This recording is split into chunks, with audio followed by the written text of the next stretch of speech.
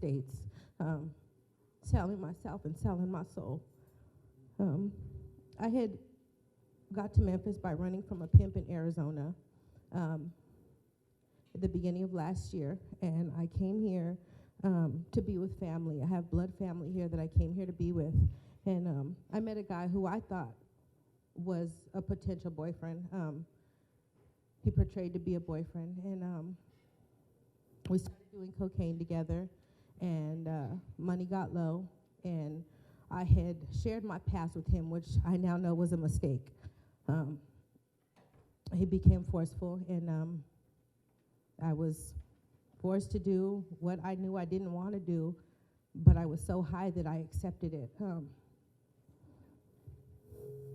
On July 22nd. All around the house and all around the rooms. And I realized at that moment that what the trafficker had told me was a lie. And I realized what was going on, but he had trained me enough at that point that I knew I had to go through with it. So I was nauseated the whole time. It was horrible. But I survived through it. And I know that when I finally came out and I was looking for where I fit in God's family, where I fit, because I wasn't exactly fitting in with the church ladies at that moment, but I was trying to. I wanted to. I was there whether or not they wanted me there.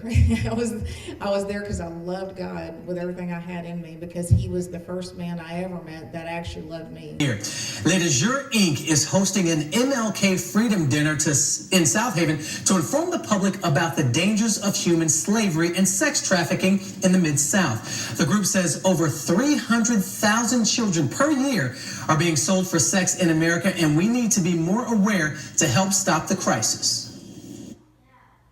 We see more and more sexual predators luring our young women and young men into sex trafficking just by their message and enticing them. So we need to become a little bit more vigilant with technology. We need to beef up our internet patrols. My name is Bridget Barfield Harris. I'm a single mom of 4 beautiful girls, and I survived domestic violence.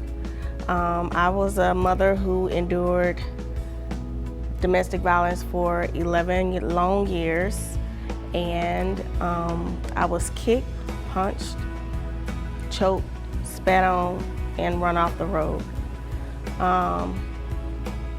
One day during an episode that we had, an abusive episode, I saw my daughters watching from afar, and it hurt to see them watching me go through such pain.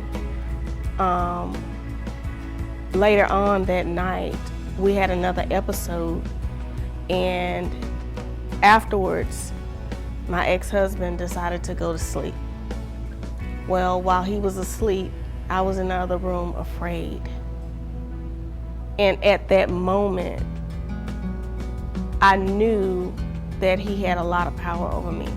And he'd often pick fights just because he knew. At that moment, I lied in the bed and I decided that I was gonna let go and live, because I no longer wanted to see the pain and hurt in my daughter's eyes from their mom being abused and their dad hurting their mom. And I knew that I was the only person who could change that.